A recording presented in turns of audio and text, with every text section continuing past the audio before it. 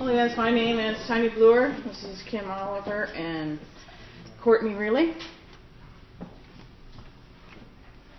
Our research question was, do students report that parents influence their recreational pursuits? We chose our topic to see if a correlation existed between past and present recreation participation.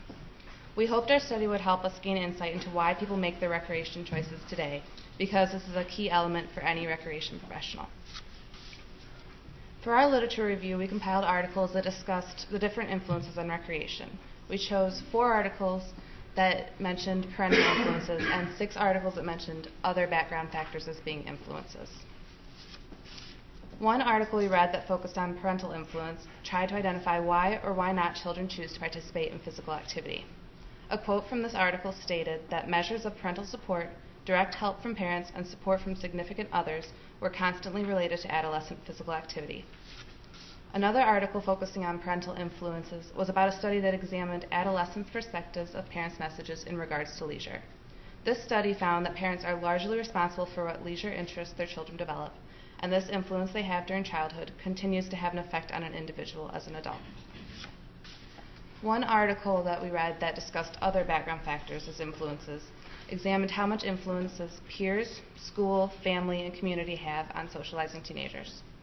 The results of this study showed that overall the most important socialization agents for young adolescents were peer group and family, whereas school and community were secondary. After analyzing these articles, it appeared that parental influences combined with other background factors had the biggest influences on why or how one chooses to recreate today.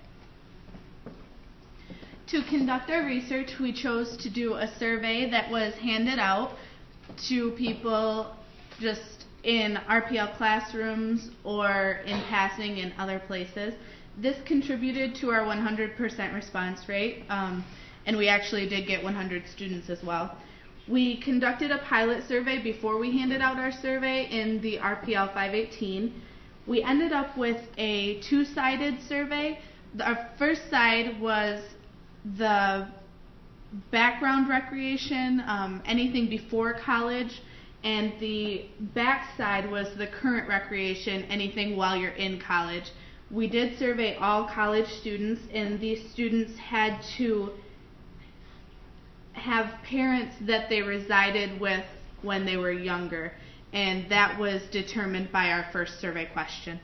We had 8 closed-ended questions and 2 open-ended questions, and that leads me into the findings. We hypothesized that students would report that the recreational activities done with their parents when they were younger would influence how they recreated today. And if you look to the left, that graph shows that 83% of the respondents did actually indicate that the parents had an influence on their recreation choices. If you look at the other graph, it gives you a little bit different picture though, because if you add the 2 columns together, the first 2 there, 0 out of 3 and 1 out of 3, that gives you 75% that didn't actually participate in the same recreation activities as they did when they were younger. We got this data through the 2 open-ended questions that we asked. They were given 3 blanks to fill in their favorite or most memorable activities, first being from before college and then during college. And that leads Tanya into our results.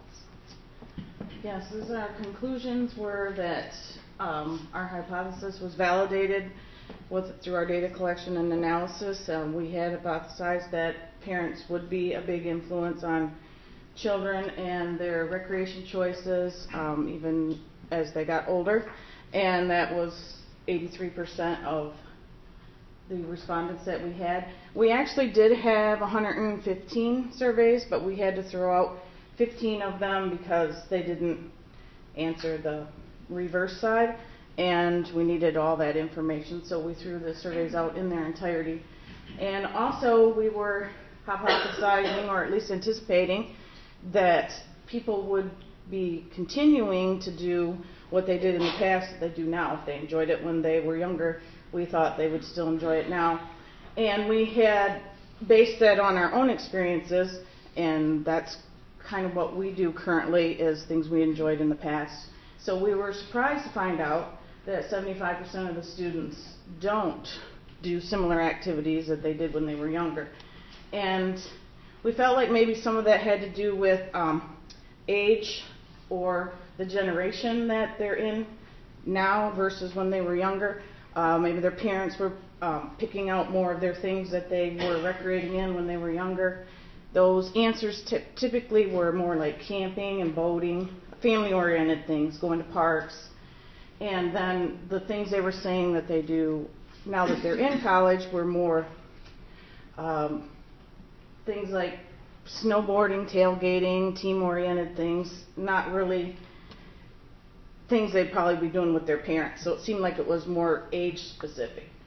And then the recommendations that we have for our survey changes, I'd mentioned one that we would need to write over at the bottom of the first page so that they would turn it over and complete the other side. And then another thing that we would need to do is we would need to eliminate some of the questions that really weren't pertinent to our research question. We had asked some things that we thought might make connections to the influences on their choices they make today, but then when we were analyzing the data, that just really didn't fit in, so we would need to eliminate those.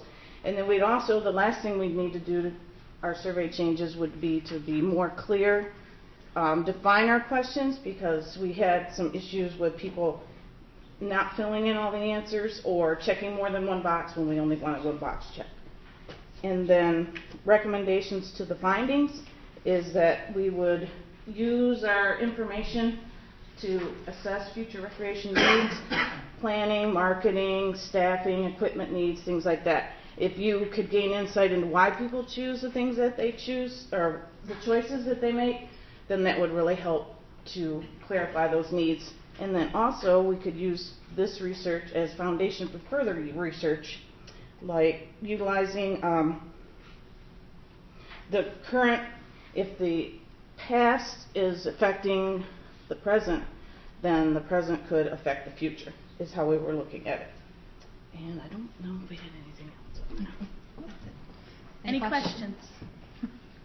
Time for questions.